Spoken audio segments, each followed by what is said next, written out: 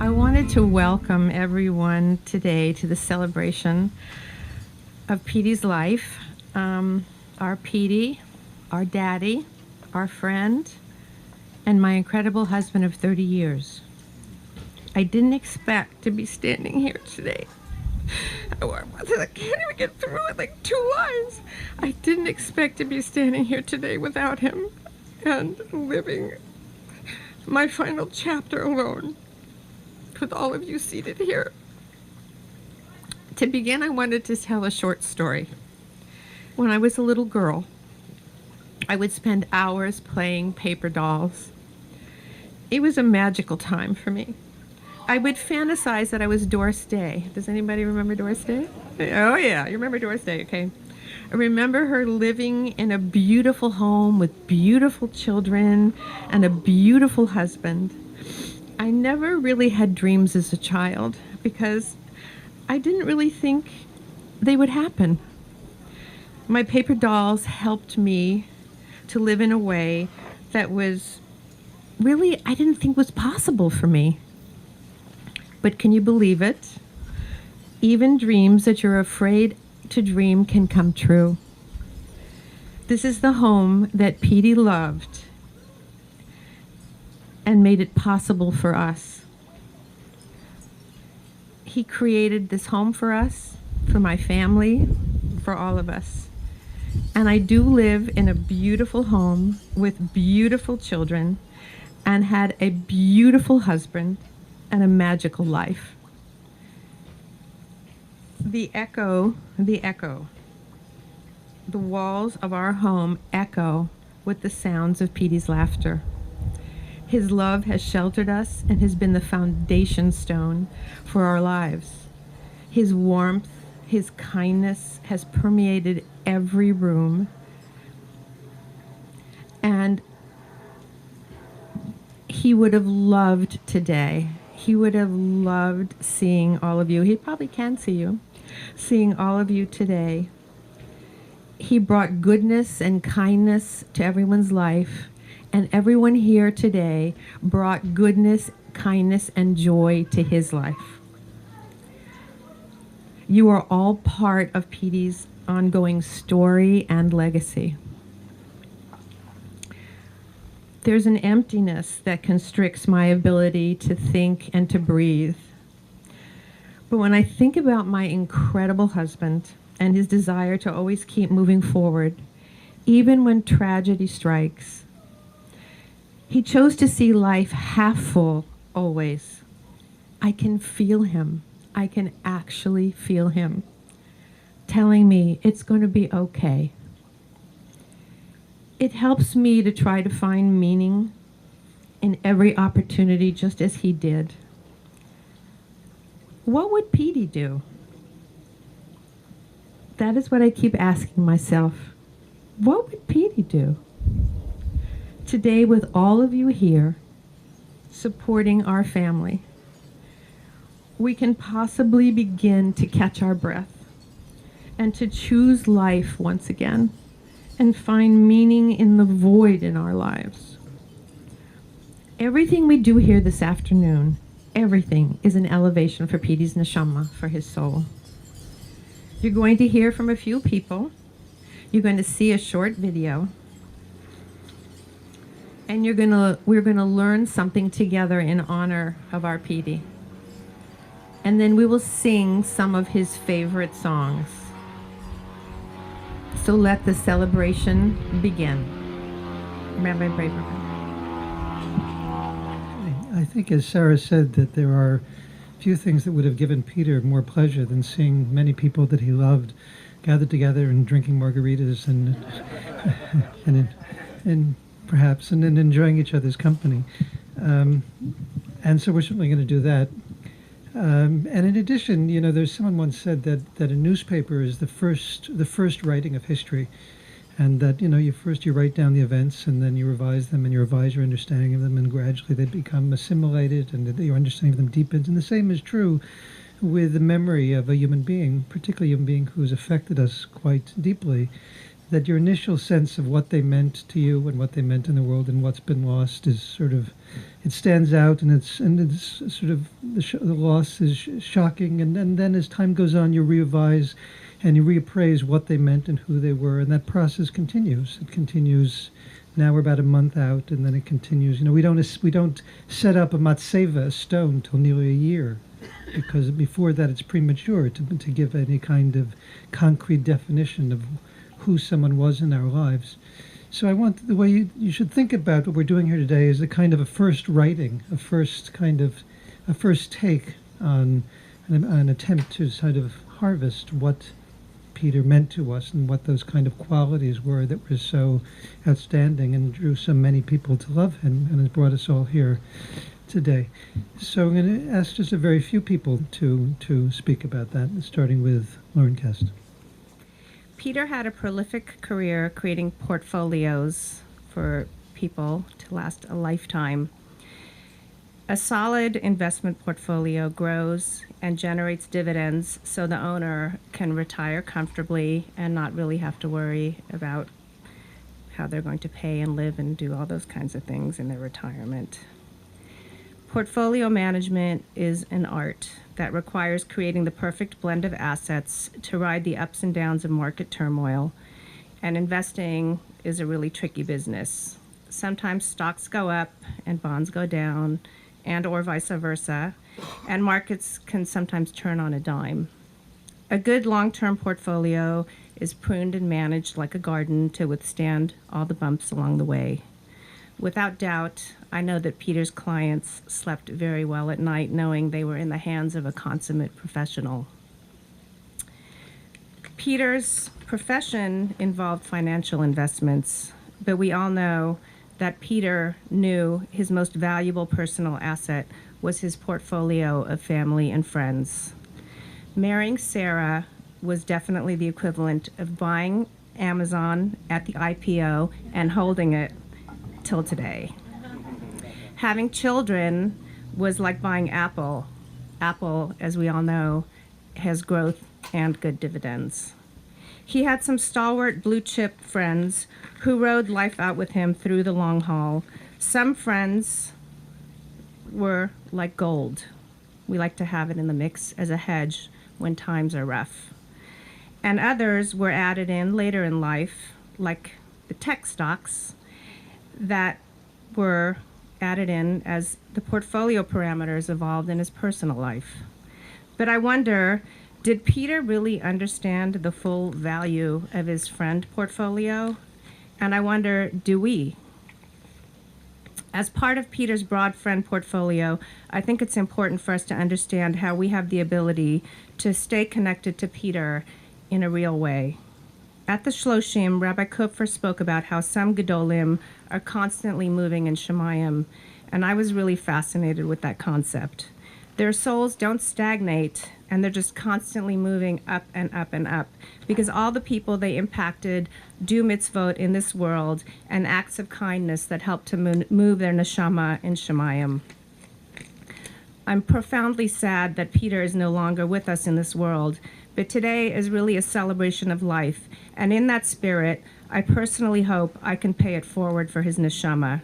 And in his merit, I hope and plan to try to work on seeing people with a good eye. This is something that I really want to work on myself, to see people with a good eye and be much more sympathetic to situations that I don't understand.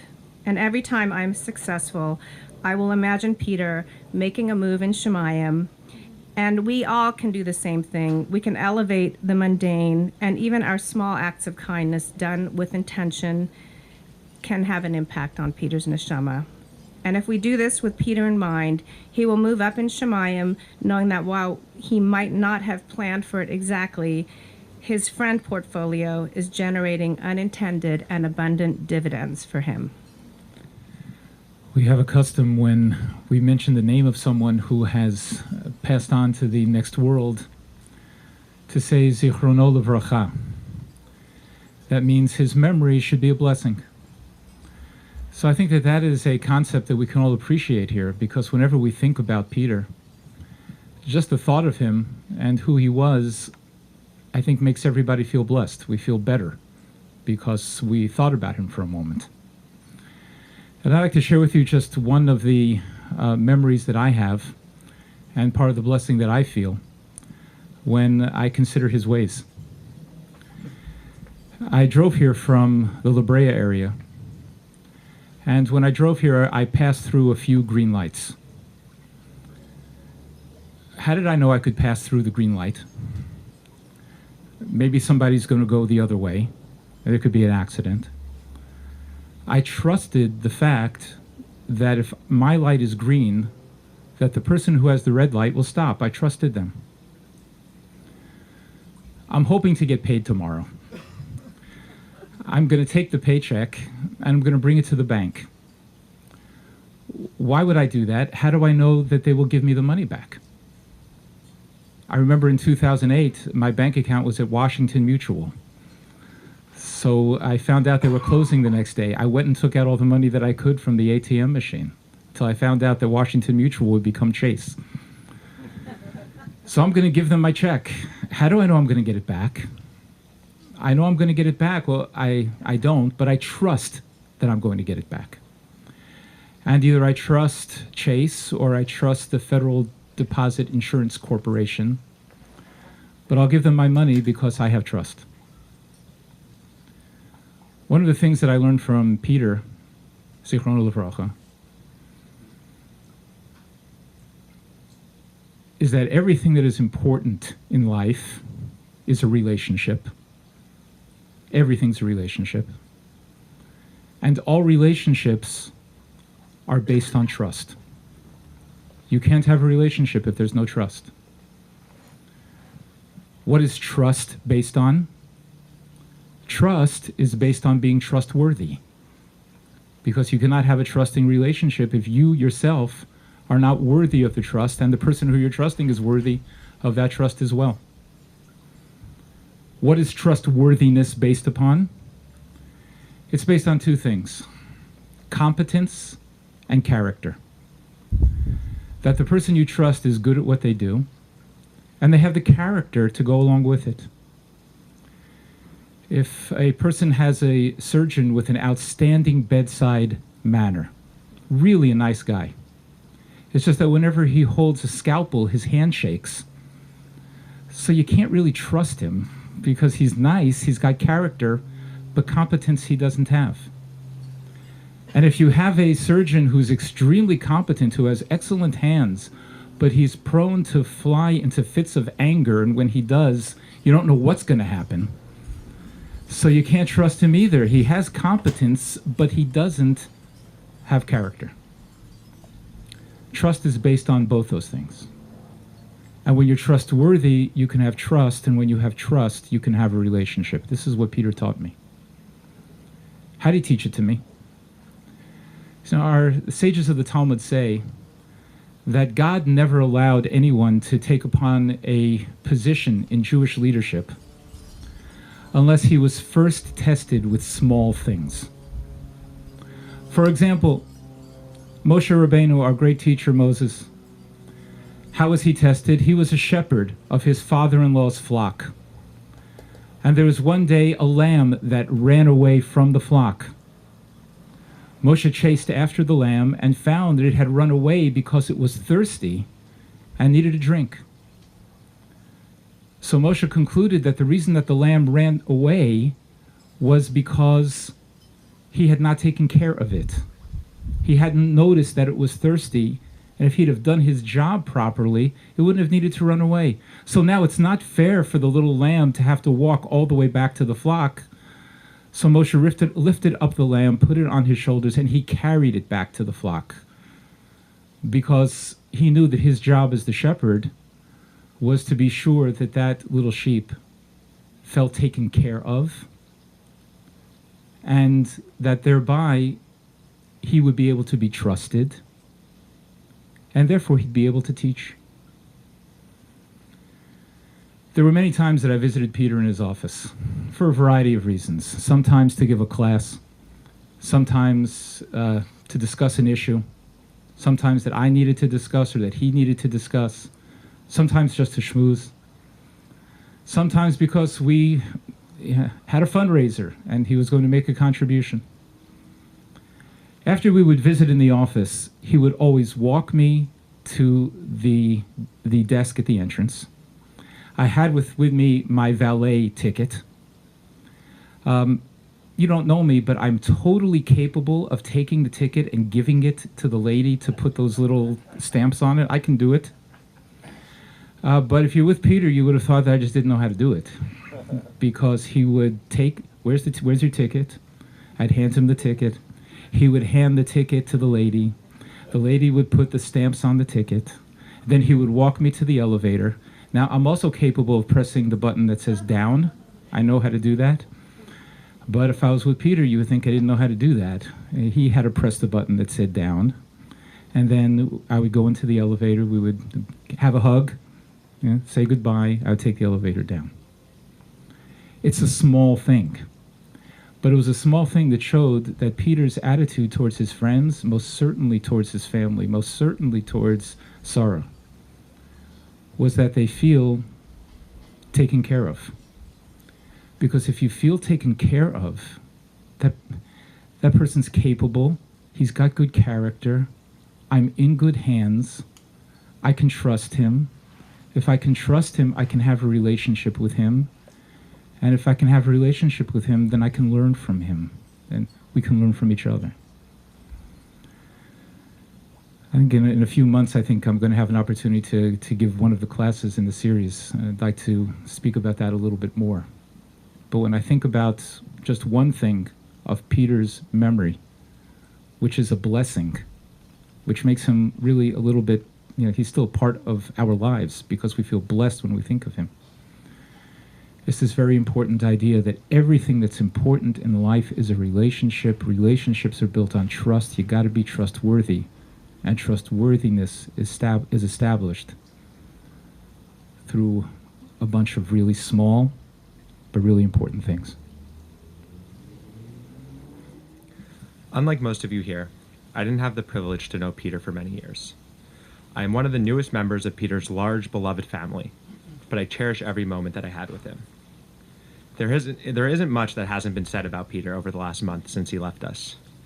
Everyone has their story of how Peter impacted their life that they get to hold on to forever. My relationship with Peter was a little different. Yes, he was always there for help or advice whenever Lauren and I needed anything. But even more than that, I think Peter's greatest impact on me came just by observing him and being in his presence.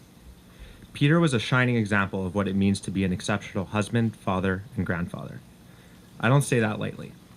I think many people are good at those things. Provide for your family, send your kids to school, is really the basic standard that we see so many husbands and fathers do.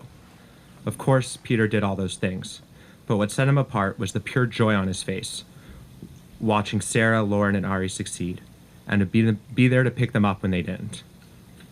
I witnessed many times Peter answering Lauren's phone calls in the middle of meetings, or going along with all of Sarah's ideas, whether he agreed or not. He's definitely set the bar too high, but I will always try to ask myself, what would Peter do as I grow with Lauren and, God willing, as we raise our own children one day? Peter's connection and path to God wasn't typical. He wasn't born into an Orthodox home like I was, or stumbled into an H class and found meaning like Sarah. I think Judaism just made sense to Peter. A lot of what Judaism instills, like being ethical and moral, or caring about others as you would yourself, was something that was second nature to Peter. And he realized that raising his kids in a Jewish community would instill in them what came so easily to him. There is a Mishnah in Pirkei Avot, the Jewish code of ethics, that says there are 4 types of people. One who says, what's mine is mine and what's yours is yours. He's an average person. The one who says, what's mine is yours and what's yours is mine, is a simple person.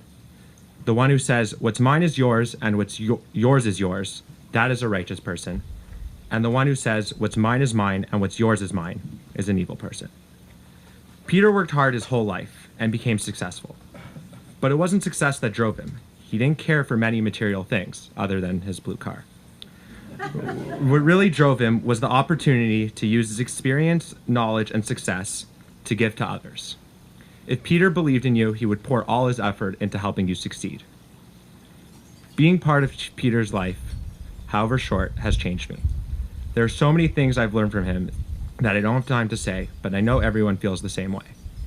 During a time as difficult as this, when you feel like a big part of your life was suddenly taken from you, we can find joy in the legacy Peter left behind.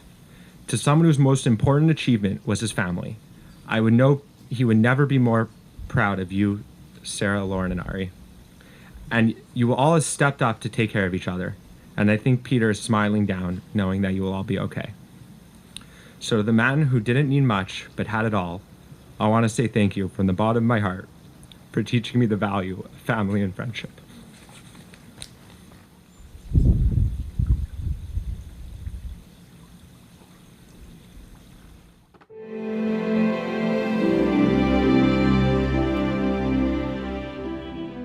This story is about my dad, Peter Weintraub. Everybody knows what a cool guy he is. He's so much fun. He's a great dad to my little sister Ariella and me.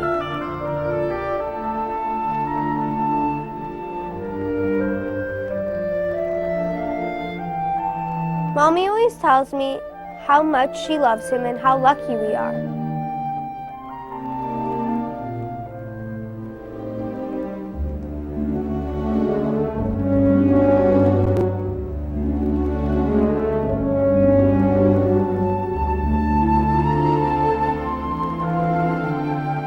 Peter is easy to characterize as a friend, but he's a friend to absolutely everybody. Have a perpetual twinkle in your eye and smile on your face that attracts people. You're a people magnet. Having a dear friend like you is something that I treasure. You're my hero. Peter just cares about people. His oxygen is connecting to people. Peter's greatness lies in his humble, kind, and generous ways. I would not be where I am today if it were not for Peter. I love him. Life was simple until at age 42, my best friend passed away unexpectedly, and I realized that time was irreplaceable.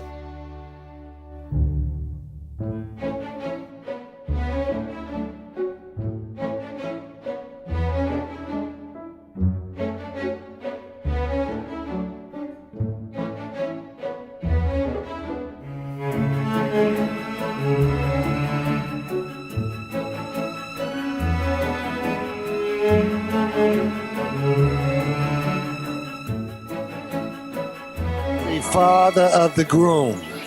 That's me.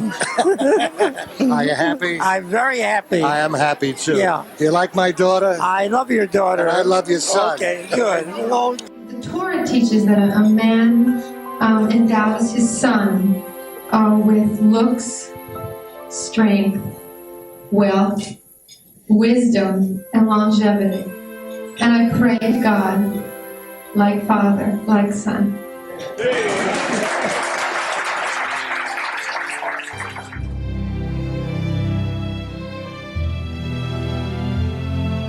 Peter makes what's important to me important to him.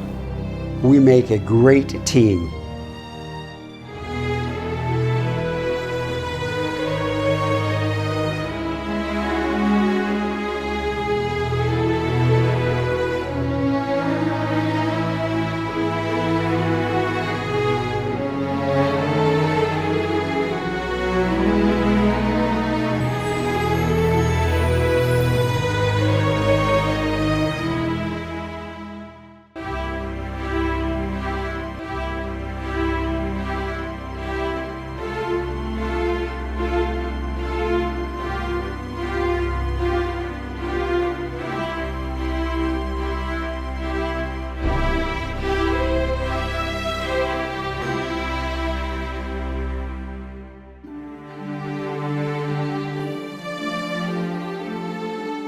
Ari, you have the responsibility of being one of the links connecting our generation with the next generation. You need to be an elevated person in your own right, a Bat Melech, a daughter of the king. Ari, one of the greatest gifts we have is free will. You have the opportunity to create your own path. The Torah guides us to take that gift of free will and use it wisely, making choices and creating a path. Daniel, I want to tell you a story. When I found out that Susan, Sarah, was pregnant, I prayed for a healthy baby, perfect in all ways. It's a girl. Our Lauren came into this world. I was the first person to hold her in my arms. Please, God, make her like her mother. But I didn't want to be left out, so I took her driving at an early age, taught her about cars and football and fishing and finance and friendship. She grew up with the desire to make a difference in the world, using her abilities to touch other people's lives. And an amazing and caring friend. And she began growing up and making very, very good choices. But something was missing. Then she met Daniel. She met you. You see that look on her face? I never saw that look until you came along. And Sarah and I are so grateful for that. Daniel, today, I am giving you the best thing I have to give. I just want you to know how hard we worked with God's help to get her ready for you. I hope you don't mind if I give you one last word of advice. Don't screw it up.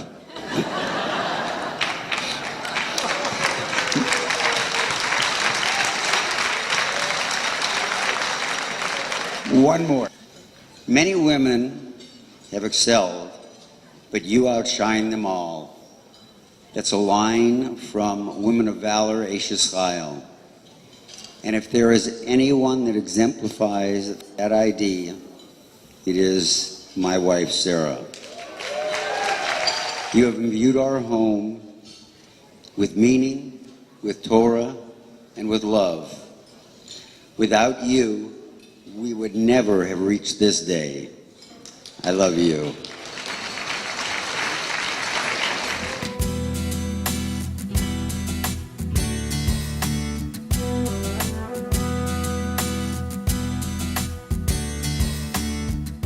And since the ferment was the name of the game, the Universal Life Church, aka the Church of What's Happening Now, was another potential appeal to avoid the draft. While I never used my ordination certificate with a selective service, I did use it to perform some marriages. Now, will those of my flock please stand up now?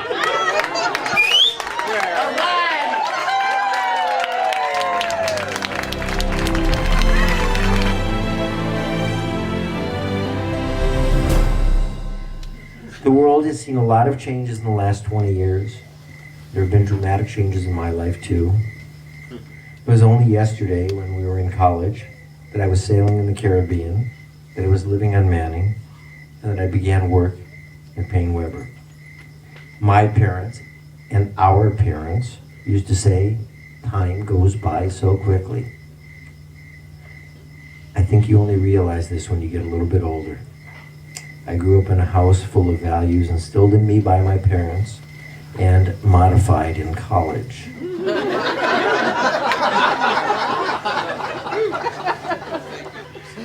I met Susan in 1971 when I started work at Payne Weber, and I re-met my friend in 1986.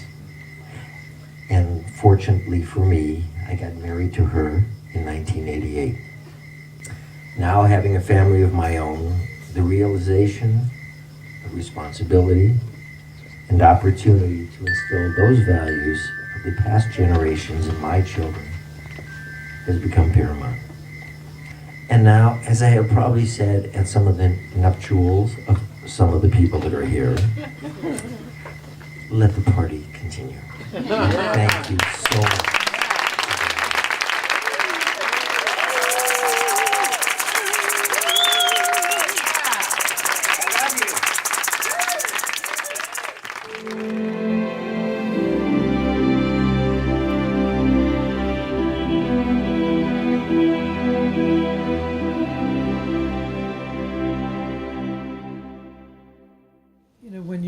lose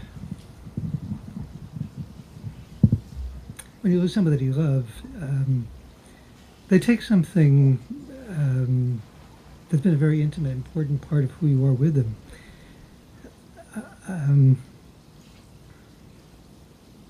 It's a very intimate sense of loss. And, you know, when you've really loved someone, that's not replaceable. You know, none of the important relationships in our life, the ones that have really made us who we are, and the ones that have really provided our sense of belonging in this world, can be replaced. There's no one else who can come along and take that spot. And I think that we have to look for a sense of solace is to discover within ourselves and to some extent from each other those very qualities that had so enriched our lives when they were when Peter embodied them. Rabbi Goldberg referred to that before. And I think that that's the idea that is underlays Sarah's suggestion that there should be a series of classes by which we might begin to think about those qualities that made Peter so precious to each of us, and to find the ways in which we could discover those qualities within ourselves. And though, as I say, that hole can never be filled, and it takes a certain act of trust and hope to feel that what we needed from Peter, we have gotten, and it is within us, and we can nurture it and discover it, and it will reward us not as his friendship and love did, that's not replaceable, but to some measure giving us a sense of comfort. So there are going to be a whole series of classes exploring different kinds of qualities of that, as I say, that we valued in Peter, and there's a schedule of them on the back that I invite you to take. And I want to speak very briefly about just one. You know, many people mentioned that Peter had a perpetual youthfulness. I didn't even tell people how old he was when he passed. I mean, it was in some sense premature that he should have left us at 75, and yet nobody believed he was 75 because he was so young. And I think that the reason for that, there's a line in Proverbs. Solomon says that envy is like rot in the bones. And it's true, I think, not only of envy, but also of bitterness and recrimination and malice and anger, those qualities the bitterness that we carry with us ages us before our day. It rots us from the inside. And Peter was, to a remarkable degree, I think, as much as anyone I've ever known, without malice. I don't think I ever heard him express malice towards anybody. And I want to touch on one particular aspect of that, and to begin by telling you something not so flattering about myself. You know, for many years I used to find, you know what, I would wake up in the morning and I would open my eyes and I would swing my feet out of bed, and there, sitting on the bed, sitting on the floor beside me, were all of my grievances. There they were. I mean, all my resentments and all the people that I was angry at and all my grievances, and they were just sitting there waiting for me, and I would pick them up and I'd put them on my shoulder and I'd go out about the day, right? And they were right where I'd left them the night before.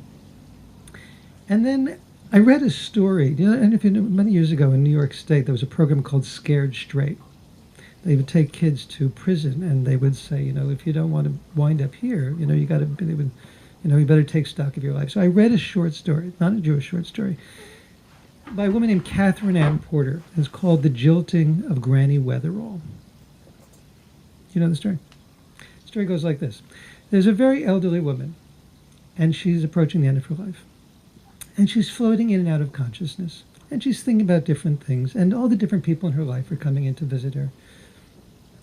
Children, grandchildren, doctors, friends, neighbors.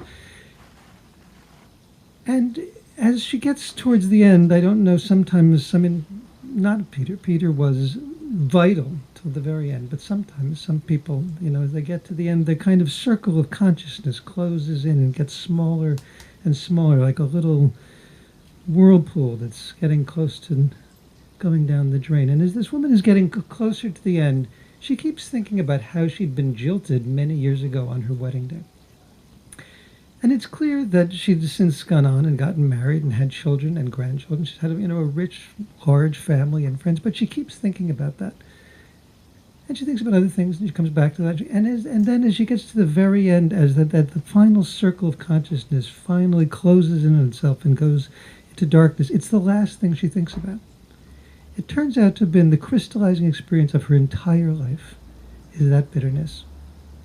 And I thought, God forbid that that should ever be me. That I should take to my grave, that I should say to myself, I've been shaped by my grievances, by my bitternesses, by my losses, by my anger. There could be no tragedy greater. So I give you a very, very simple idea of how that should, to ensure that that should not be it. And I don't think it takes a lifetime of therapy, and we certainly don't need to write nasty letters to our parents to accomplish it. You know, the Hebrew word for grievance, bearing a grudge, is lintur, which means to guard our anger. We say in English, we say, I'm nursing a grudge. And you know what they have in mind, what they have in common? A grudge is something we actively feed. Because it's in the way of the world, pain is forgotten. I mean, it's actually a blessing. I mean, it's a terrible thing to say, but the kind of the shock and the pain and the loss we feel now will the bitterness of it will fade up. It will never be made whole again. But Peter's memory will be a source of pleasure to us, a source, as Rabbi Goldberg said, a source of blessing. But we feed our grievances. We nurse our grievances. We carefully guard them because they make us feel powerful. You know, to have been wounded is to have been made vulnerable. And because vulnerability is so frightening, of course, the real source of strength is humility, and to acknowledge that what is most intimate about me, what is most permanent, what is most important about me, is ultimately inviolable. You can't touch it. It can't be taken from me. It rests in my relationship with the Almighty. But we're frightened. And so we protect ourselves and we nurse our grievances and we feed them and we guard them and we wait for the moment when we can retaliate. We keep them alive. So what do you have to do to be without malice? You have to let it go. You have to just let it go. It's no more complicated than that. Whether it's with our parents, whether it's with our husbands or our wives or our friends. Interestingly enough, children are almost the only people we never bear grievances against. I'm not completely sure why that is. It's not true the other way, by the way. But if there were one thing that we might do that make our lives fresh, that would make them, as Peter's life was, permanently youthful, permanently engaged, it would be to let go of that, because it's not only, as I say, that it poisons our bones, it fills our life with wrath and with bitterness, but it makes us lonely, it makes us isolated, it makes us sterile. It's so diminishing, it's so crippling, and the irony is that in the imagination that it makes us powerful, it makes us almost completely impotent and robs us of life. So if we would learn one thing today to take with us, think for a moment of those most difficult grievances, just one that we've carried with us, that's warped our life, that's been like, the grain of sand around which our personality is coalesced, and take a minute and let it go. So part of this whole celebration, look at him, there he is. Part of this whole celebration of Petey is that Petey loved music. He loved very specific types of music. He loved John Denver. He loved, who else? Oz, who else? James Taylor, Peter, Paul, and Mary. And part of our celebration today is that we are going to sing with Petey. This is what he would want us to do. This is what he would be so excited about. And I have my dear friend Oz and my dear friend Brad Schachter, and there's food and there's drinks and there's everything. It's not a concert, but it's going to be, you can pull up your chairs, you can turn them around, you can sit in front of them, you can get food, and we can sing together. I think, do you have a song? Do you have songs? I have songbooks. You have songbooks. Oh, good. So, and I want to thank everyone who spoke today, who brought so much light and so much joy and so much meaning to our home and to Petey's neshama, because I'm really working on staying close to him. This really helps, so thank you. Thank you so much. In the meantime, please have another margarita for Peter. Have something to eat for Sarah.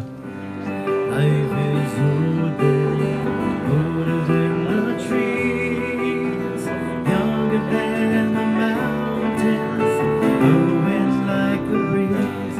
Country road, take me home to the place I belong,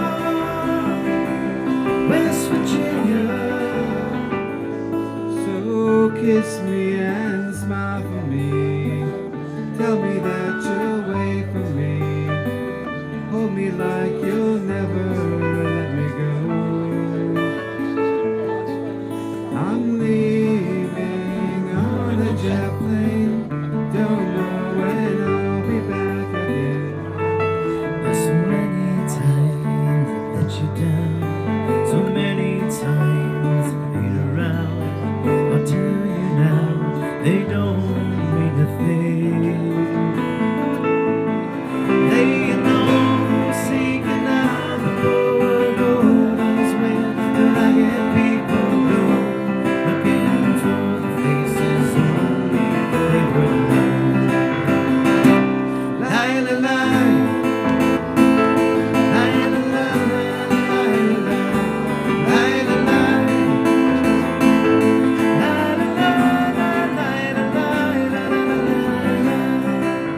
Slow down, the moon's too fast.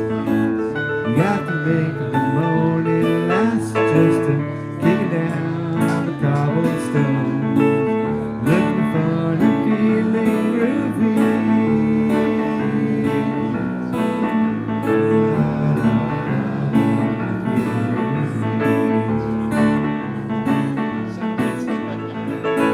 Inland coast, what you knowin'? I've come to watch your flowers growing, but ain't you got no rhymes for me? Feeling groovy.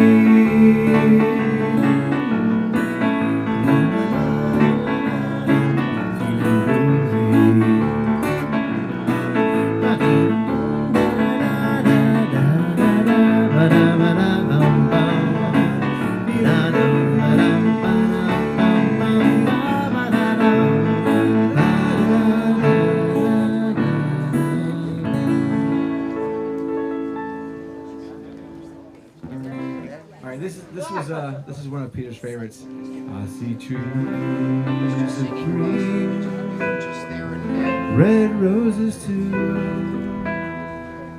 I see them bloom for me and you. Think to myself, what a wonderful world.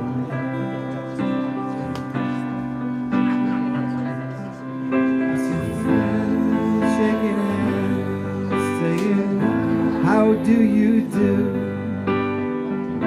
They're really saying, I love you. What a wonderful world. I'm selfish. I just want to like a little answer. It doesn't have to be a long answer. Just like some kind of like. On the dark desert highway, cold wind in my hair, won't smell like the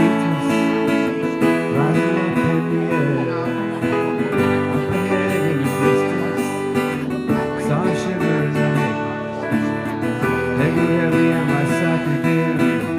Had to stop for the night. To the Hotel California. Such a lovely place. Such a lovely place. Plenty of room at the Hotel California. Any time of year.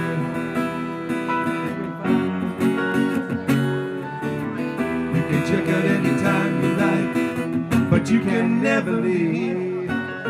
Oh, give me the beat, boys, and free my soul. I wanna get lost in your rock and roll and drift away.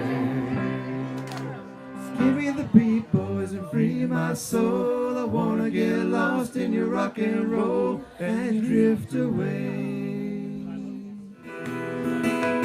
Cats in the cradle and the silver spoon.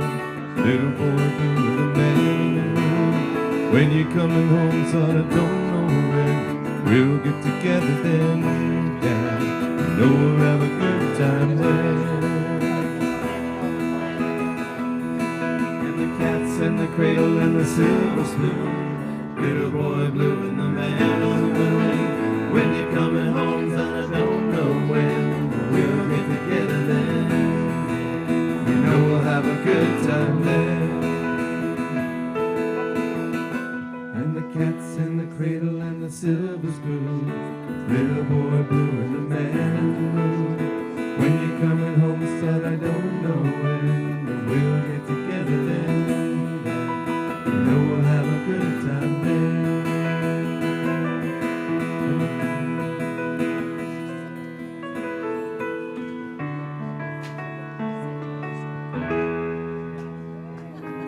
There will be an answer, let it be. Though they may be far, there is still a chance that they will see. There will be an answer, let it be. Let it be, let it be, let it be, let it be. Whisper words of wisdom, let it be. Let it be, let it be, let it be, let it be. Whisper words of wisdom, let it be.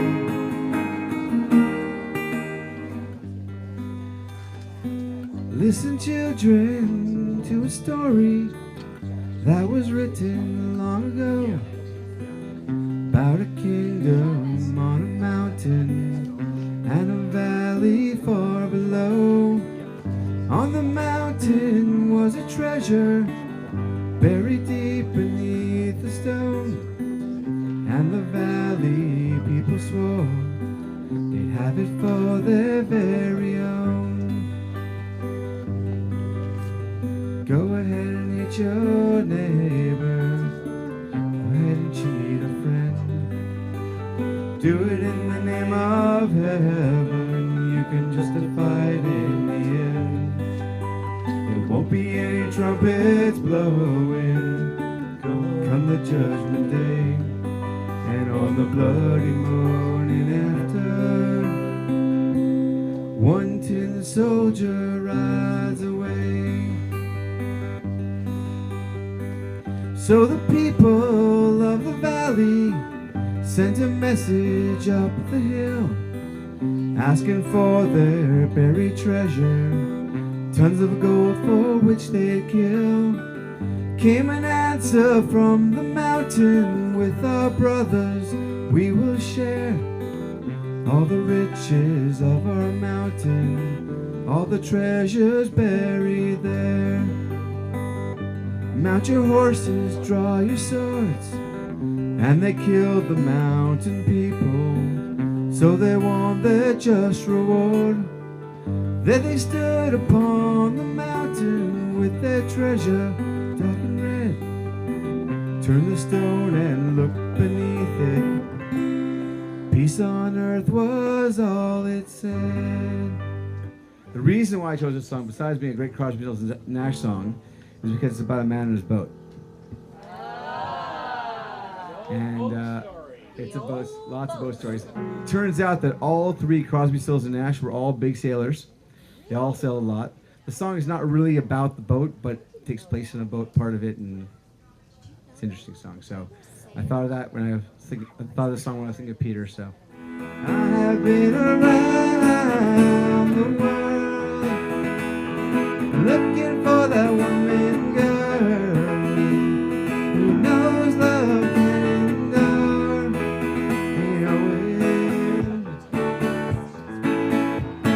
You know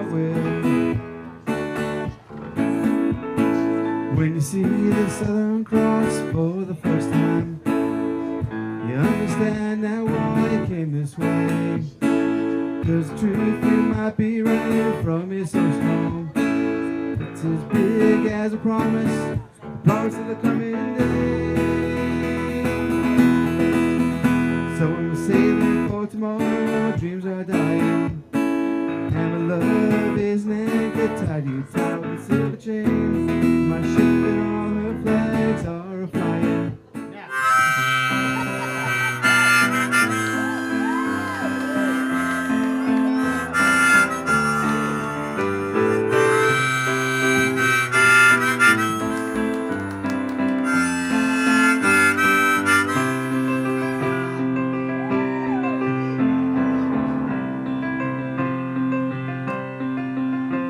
It's 9 o'clock on a Saturday. The regular crowd shuffles in. There's an old man sitting next to me, making love to his tonic and gin.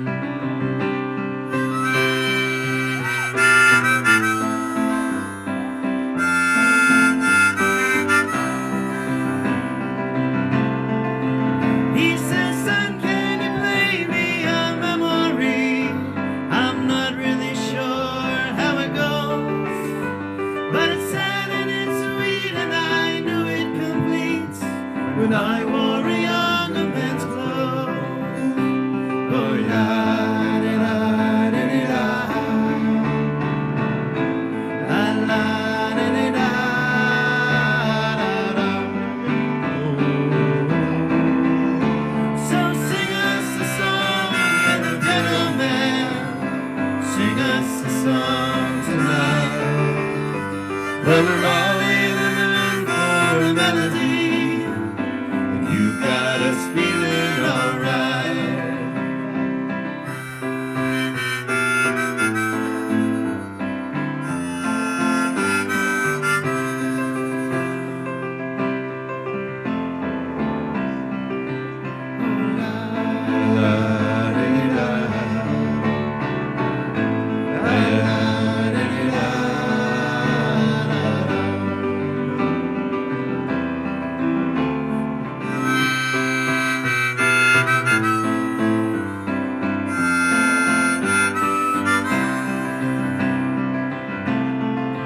And the waitress is practicing politics as the businessman slowly gets stoned. Yes, she's sharing a drink they call loneliness, but it's better than drinking alone. Oh, la, la, la, da, da, da. La, la, da, da, da, da, da. So sing us a song, you're the piano man.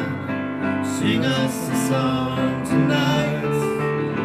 So sing us a song, you're the piano man. Sing us a song tonight.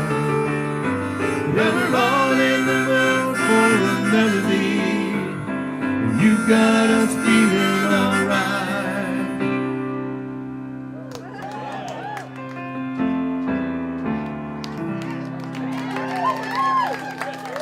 Rabbi Oz, ladies and gentlemen. But I never let it get me down.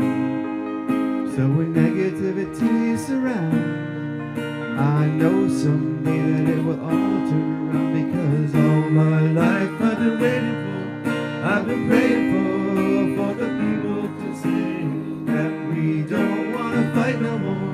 There'll be no more war, and our children will play.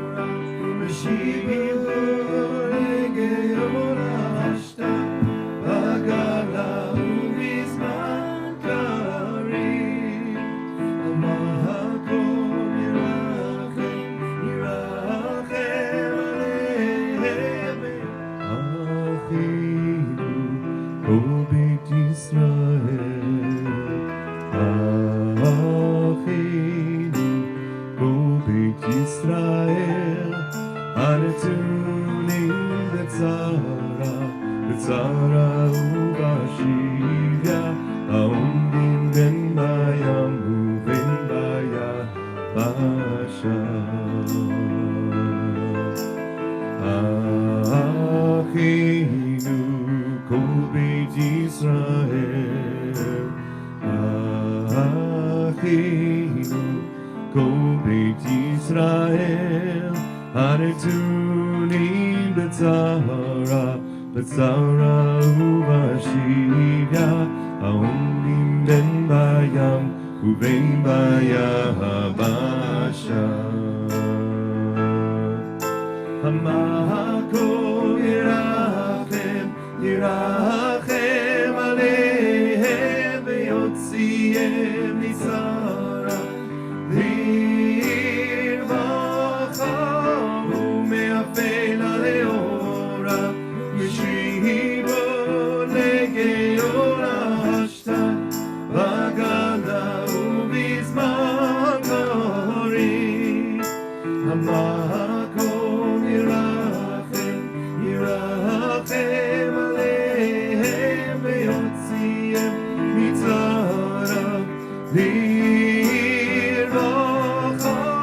u'me'afel aleora, u'mishivo legeora hashtan, v'gala u'bizman karim.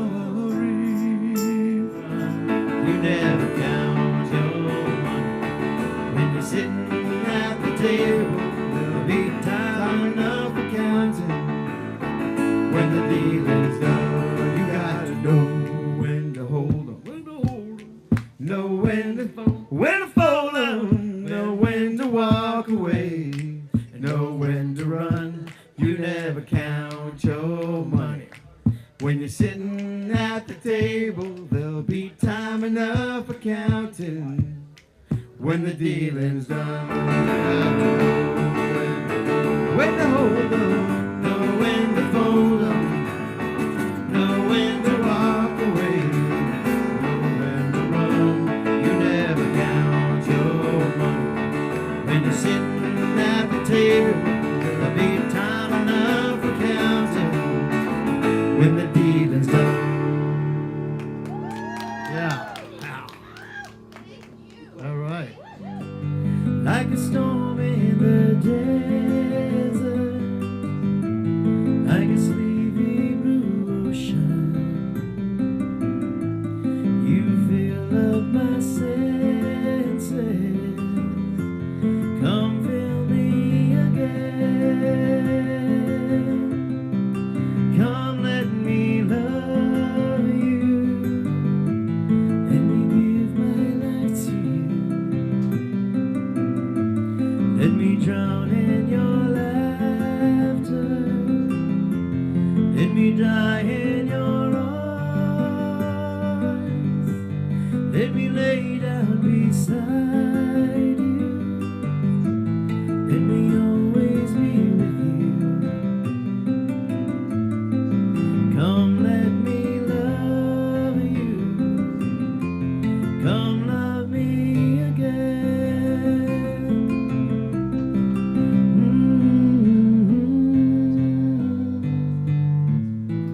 How do I let go of our life together? You gave me such treasures. You gave me such joy. You gave